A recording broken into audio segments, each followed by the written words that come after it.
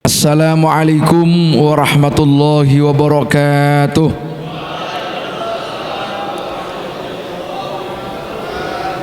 Assalamualaikum warahmatullahi wabarakatuh.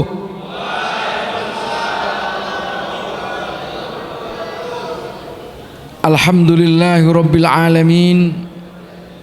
Wassalatu wassalamu ala asyrafil mursalin Sayyidina wa maulana Muhammadin sallallahu alaihi wasallam wa ala alihi wa sahbihi ajmain, amma ba'du. Yang kami hormati dan kami banggakan para pimpinan di lingkungan STIK PTIK, para mahasiswa, Bapak Ibu semua yang dimuliakan Allah Subhanahu wa taala. Mari sama-sama kita menyampaikan puji dan syukur kehadirat Allah. Alhamdulillah wa syukurillah, kita masih diberikan kesempatan oleh Allah melakukan aktivitas, terutama di pagi hari ini, untuk sama-sama mengkaji terkait dengan keagamaan. Semoga aktivitas kita semua akan mendapat ridho Allah Subhanahu wa taala. Amin Allahumma amin ya rabbal alamin.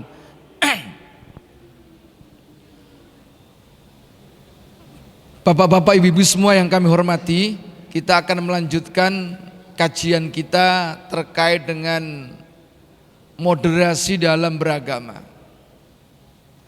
Saya akan bercerita yaitu dari hadis Nabi Muhammad SAW. Satu ketika ada 3 orang yang ngintip. Ngintip itu apa ngintip ini? Ya.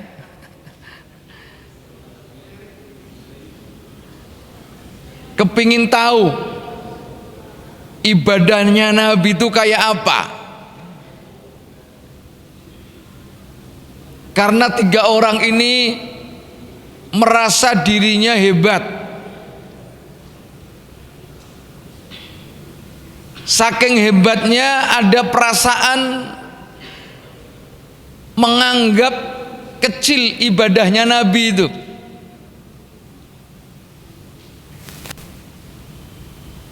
Nah, 3 orang ini memang punya keistimewaan masing-masing dalam beribadah. Satu di antaranya adalah orang tersebut puasa terus, sehingga tidak ada hari yang tidak digunakan untuk berpuasa kecuali hari-hari yang memang diharamkan. Hari apa saja yang diharamkan untuk berpuasa? Antara lain Idul Fitri, Idul Adha, lalu Ayyamut Tasyri', hari tasyrik itu kapan? 3 hari setelah Idul Adha itu enggak boleh puasa. Kalau puasa dosa kita ini. Maka Idul Fitri itu makna yang paling pas adalah bukan kembali ke fitrah, tetapi apa? Itu ya pesta makan. Fitri itu makan pagi. Karena memang 1 bulan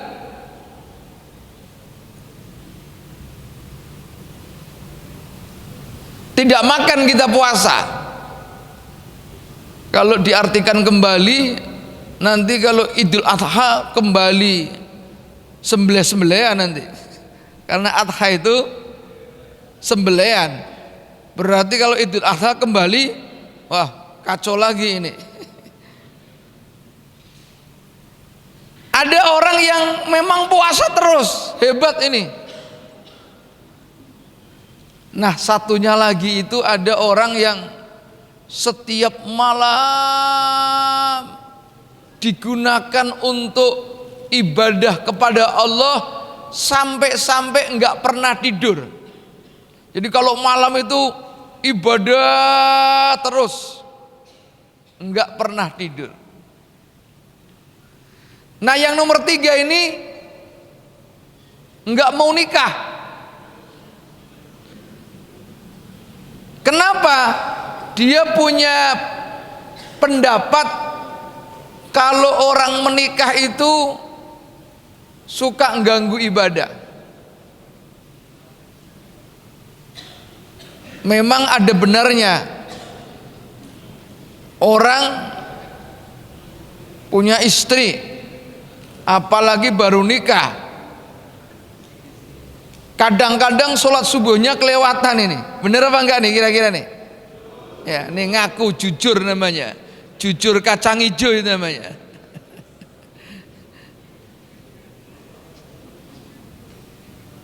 Jadi karena punya istri yang tadinya rajin ibadah, malah males ibadah.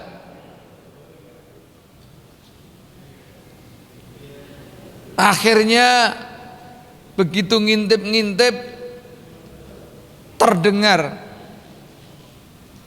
istri Rasulullah Sallallahu Alaihi Wasallam dan nyampe berita itu kepada Nabi Muhammad Sallallahu Alaihi Wasallam. Apa kata Nabi? Saya ini sebaik-baik hamba Allah, orang yang paling takut kepada Allah, tetapi saya ini ya puasa ya tidak puasa, saya ini bangun malam ibadah ya ada tidurnya, saya ini juga menikah. Maka dalam hadis terakhir itu disebutkan an-nikahu sunnati, nikah itu sunnahku, faman raghiba an sunnati falaisa minni, barang siapa yang tidak suka atas sunnahku maka tidak termasuk golonganku. Sunnah itu maksudnya kebiasaan, tradisi, bukan sunnah kalau dikerjakan mendapat pahala, kalau ditinggalkan enggak mendapatkan apa-apa, bukan itu. Itu sunnah menurut fikih. Karena hukum nikah itu bisa macam-macam. Bisa memang sunnah secara fikih. Sunnah secara fikih apa? Kalau nikah dapat pahala, kalau enggak nikah enggak dapat dosa. Itu menurut fikih. Tapi bisa jadi ada orang nikah itu wajib. Kenapa wajib? Kalau enggak nikah hampir dipastikan melakukan perbuatan dosa besar, yaitu zina. Sementara juga duitnya ada, bekal yang buat nikah itu ada, sudah ASN, walaupun golongan bawah tapi kan cukup itu. Tidak ada alasan untuk tidak menikah. Kalau tidak menikah bahaya. Maka orang yang seperti ini menikah hukumnya wajib. Ada lagi yang makruh, duit kagak ada, kalau enggak nikah itu enggak apa-apa sebetulnya, dia tahan. Tapi kalau menikah malah menyengsarakan orang. Kadang-kadang kan anak muda ini pakai gaya, pakai HP 2, pulsanya enggak ada. Gaya kalau ngerokok itu gaya ngerokok padahal belinya eceran itu. Kadang-kadang malakin temannya, mana rokok. Duit kagak punya, ngerokoknya kayak sepur. Sepur itu apa sepur? Kereta dulu, kereta zaman dulu itu kan keluar asapnya ya. Zaman dulu itu makanya orang mengibaratkan ngerokok yang Banyak itu kayak sepur itu.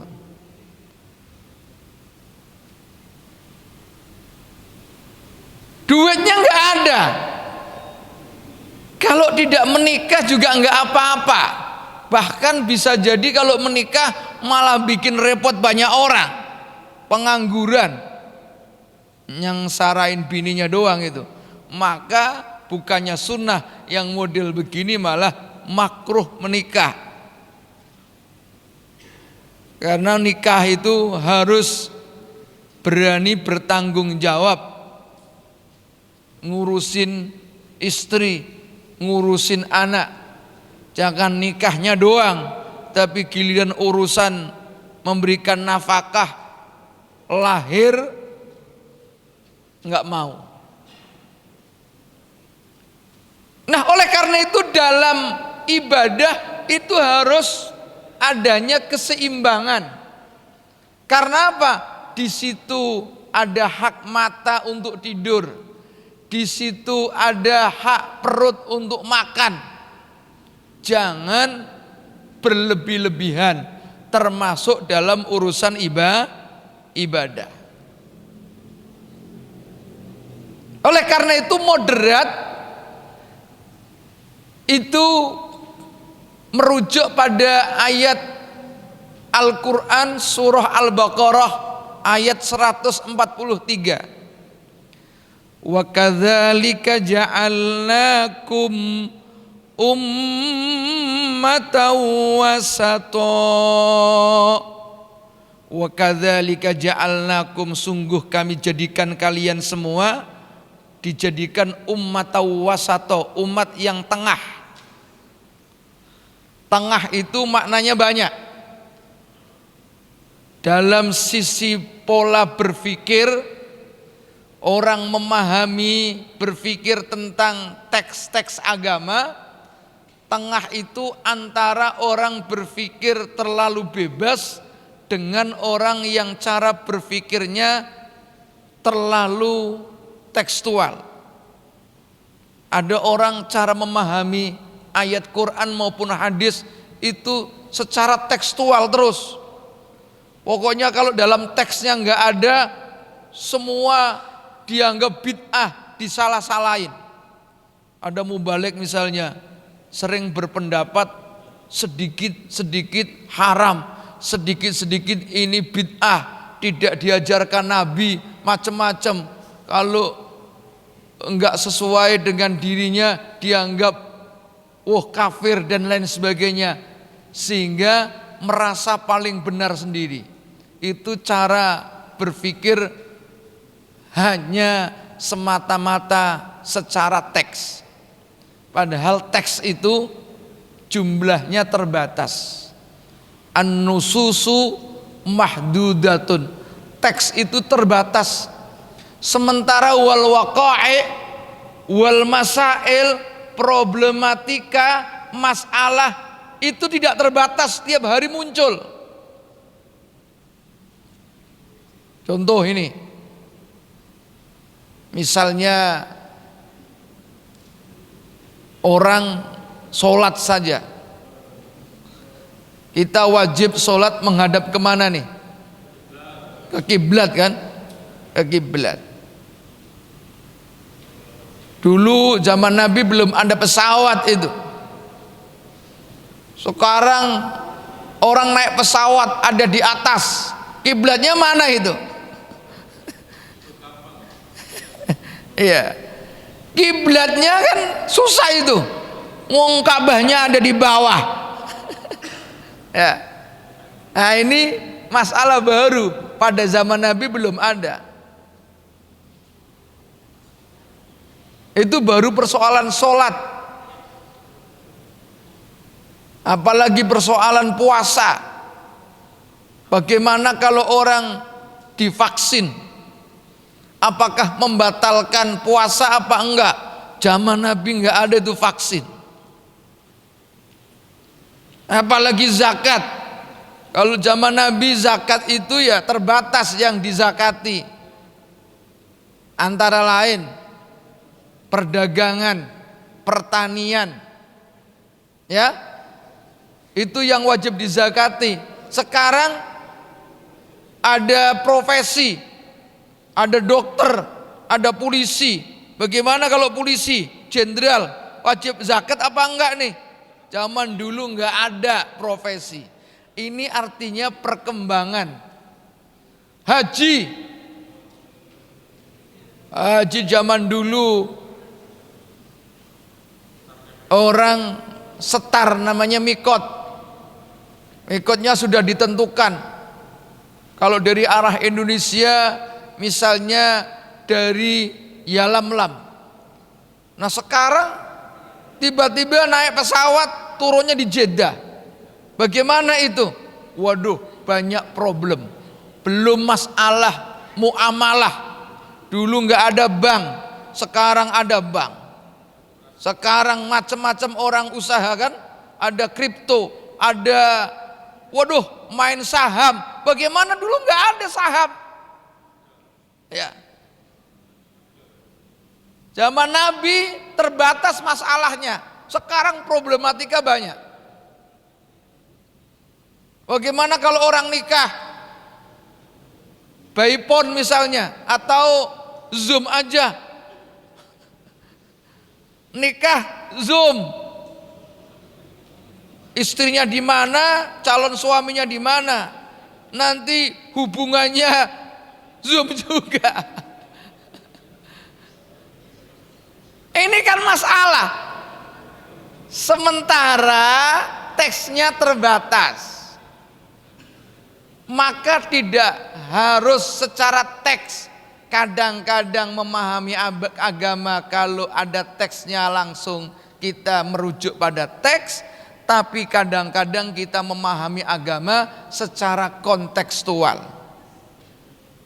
Contoh ini, Nabi zaman dulu kalau zakat fitrah menggunakan kurma, menggunakan gandum, ya itu dulu. Nah sekarang pakai apa itu? Sekarang kita nggak ada kurma, nggak ada gandum di sini orang zakat. Menggunakan beras.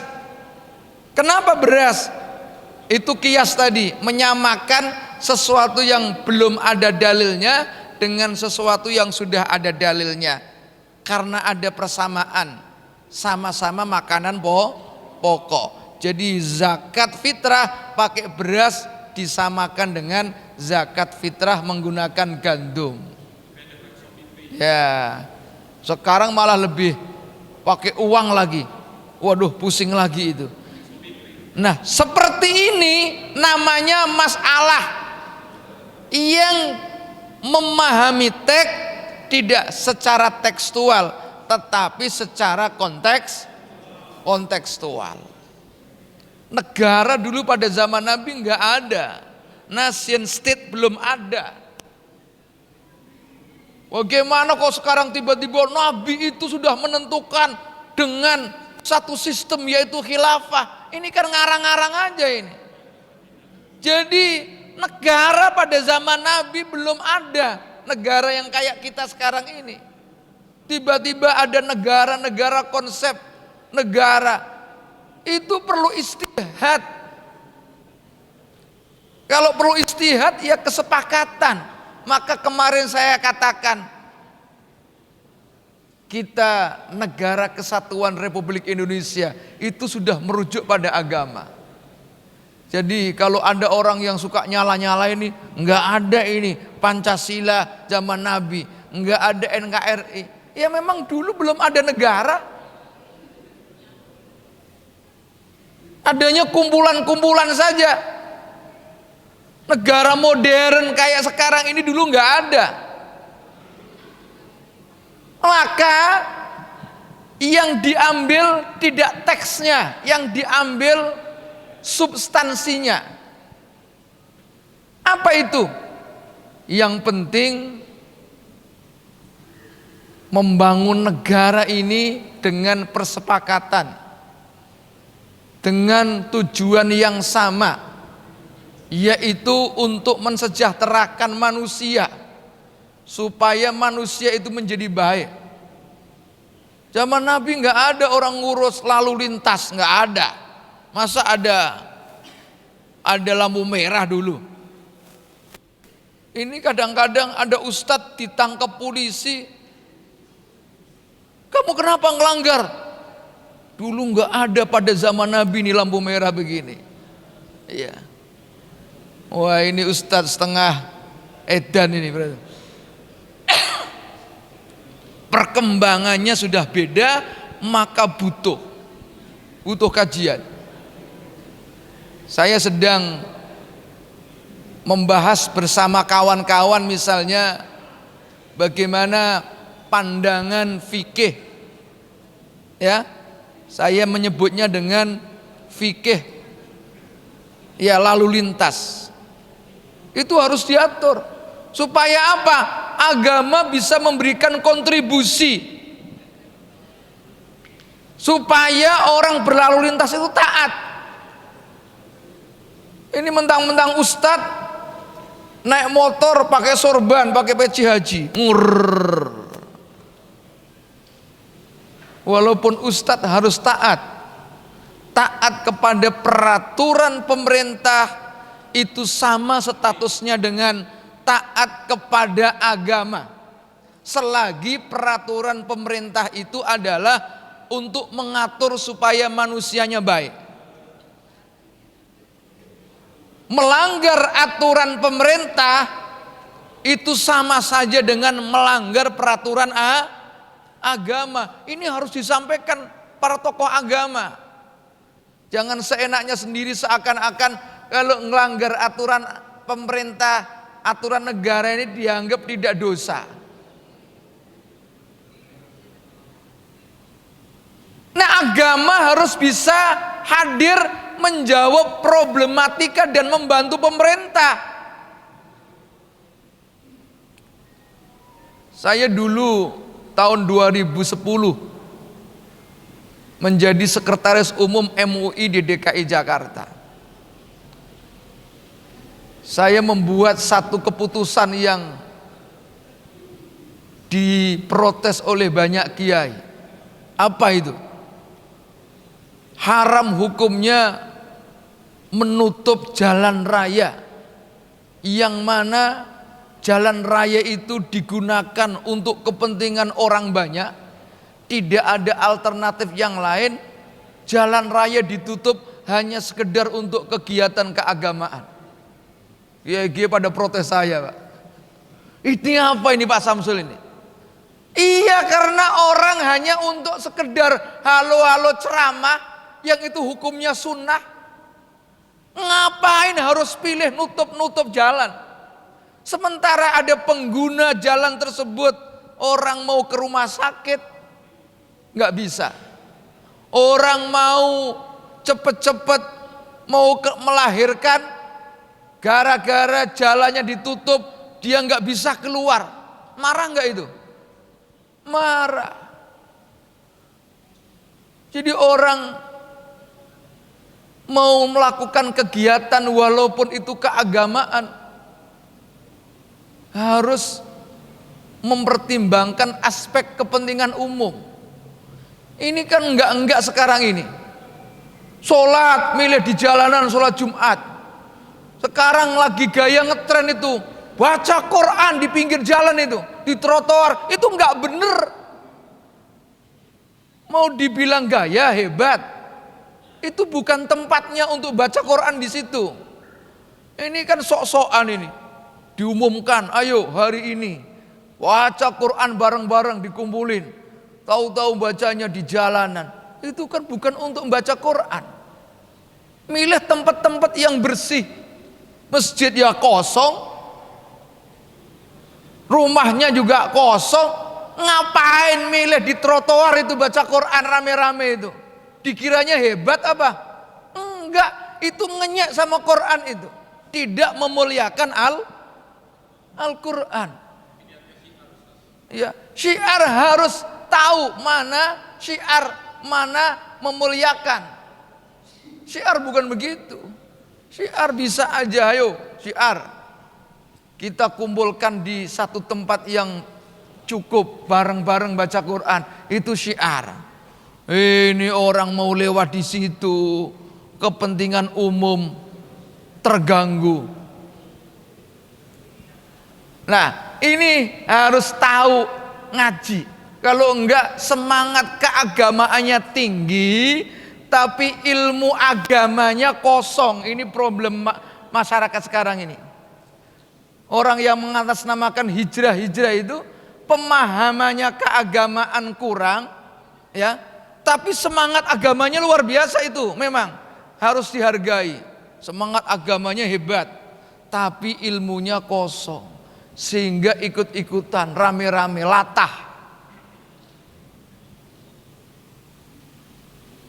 Jadi orang beragama yang benar itu harus bisa memperhatikan orang lain. Sama dengan orang misalnya sholat baik, namanya orang sholat baik, tapi sholatnya di kandang kebo, ya kan? Itu masalah. Sholatnya benar, tapi di tempat yang tidak benar, di tempat najis, tempat-tempat kotor. Nah, begini ini agama harus hadir. Kita bantu pemerintah. Tapi kalau memang aturan pemerintah itu tidak bertentangan dengan agama, justru ingin membangun masyarakat yang lebih baik, supaya masyarakat itu tertib, supaya masyarakat itu taat, ayo kita dorong. Kan ayatnya jelas, atiullaha wa atiur rasula wa ulil amri minkum. Taatlah kamu kepada Allah, taatlah kamu kepada Rasul, dan taatlah kamu kepada ulil amri. Siapa ulil amri? Iya, sebagian dimaknai ulama, sebagian termasuk di dalamnya adalah umara, yaitu pemerintah. Jadi kita taat kepada pemerintah, itu perintah agama, perintah Quran. Jangan aneh-aneh.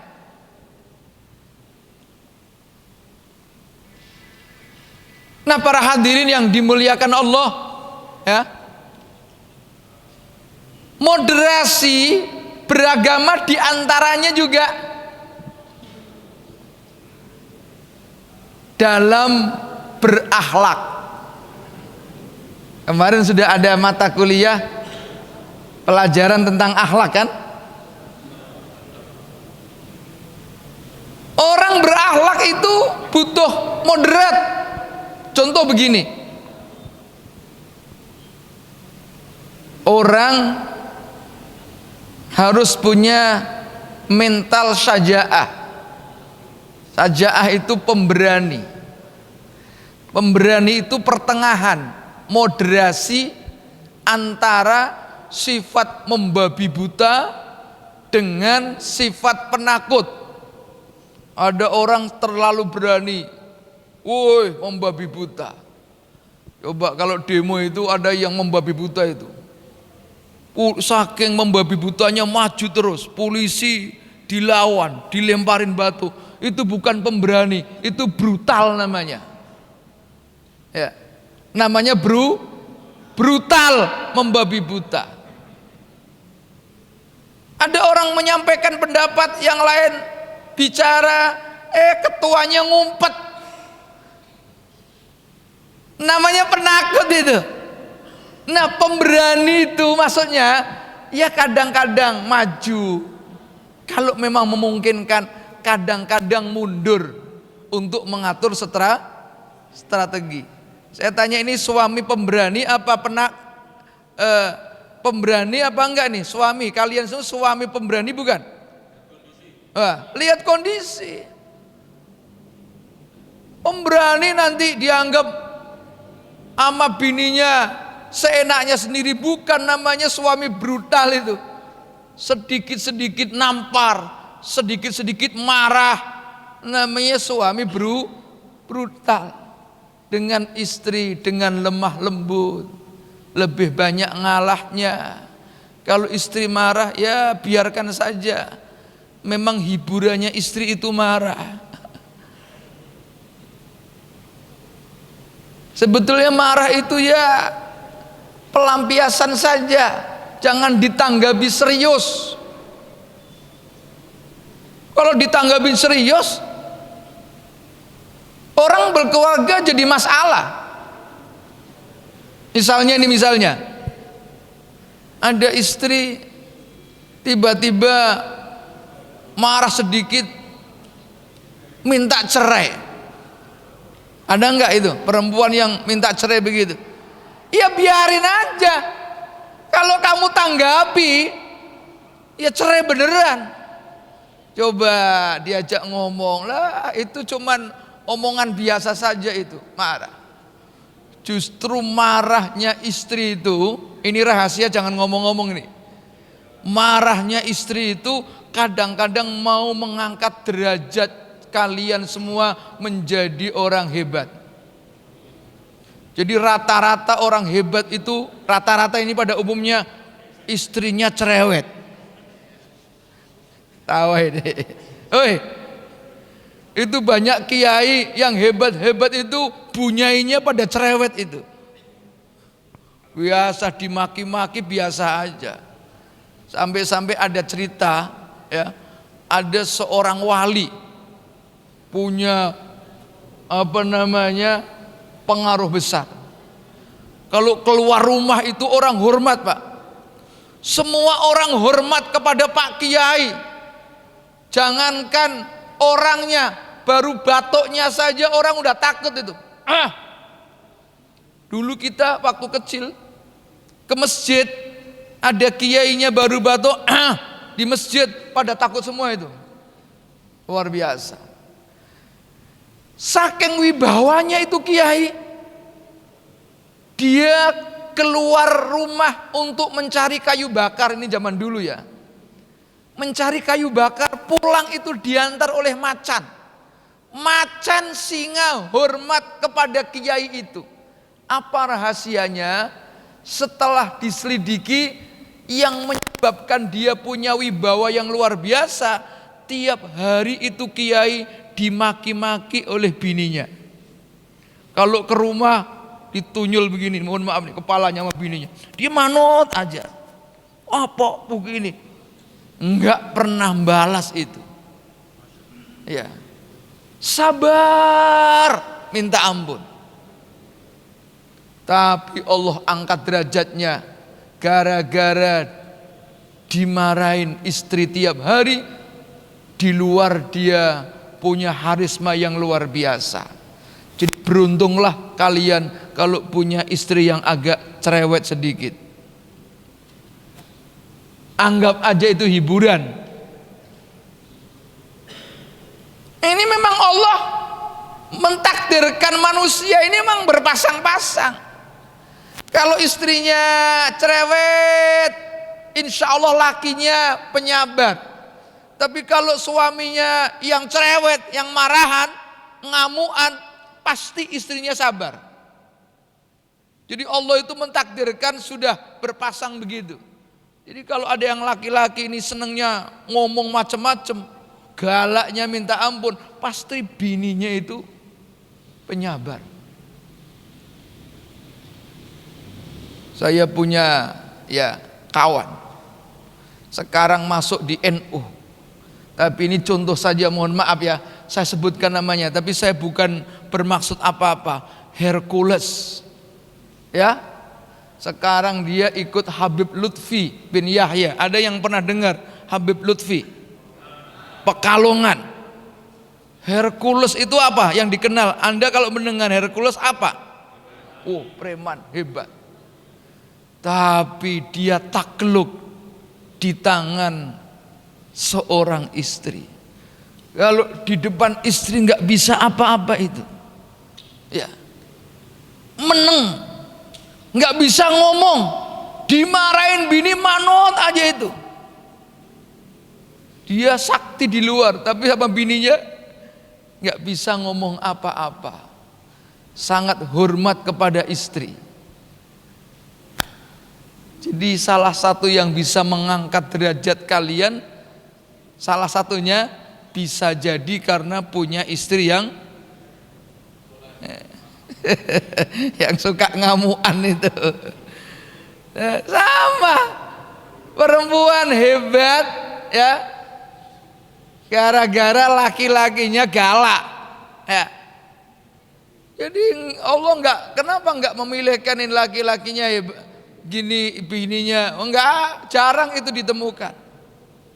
Memang hidup ini menguji manusia. Nah, oleh karena itu akhlak yang baik adalah pertengahan antara sifat membabi buta dengan penakut. Namanya pemberani. Contoh lain, satu lagi nih. Contoh lain adalah sifat sederhana. Walladzina yunfikuna, mereka yang mau meninfakkan ya sebagian hartanya. Bagaimana caranya? Tidak berlebihan, yaitu dengan cara apa? Semua dikasih-kasihin. Saking lomannya itu kan, kalau dipuji sedikit, wah keluar duitnya. Apalagi yang ngomongin itu perempuan, walaupun ngutang dikasih itu. Kan ada model cowok yang begitu tuh. Traktir, pinginnya traktir. Padahal itu duit ngutang itu.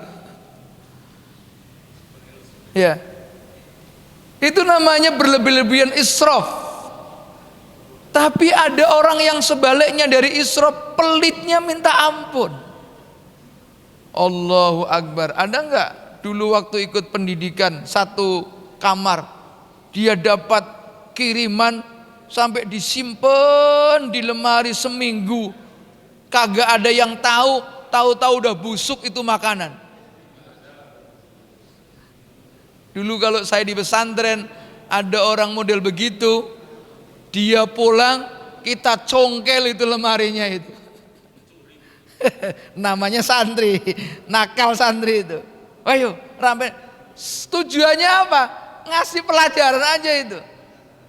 Pelitnya minta ampun, jangankan untuk orang lain, untuk dirinya sendiri itu pelit.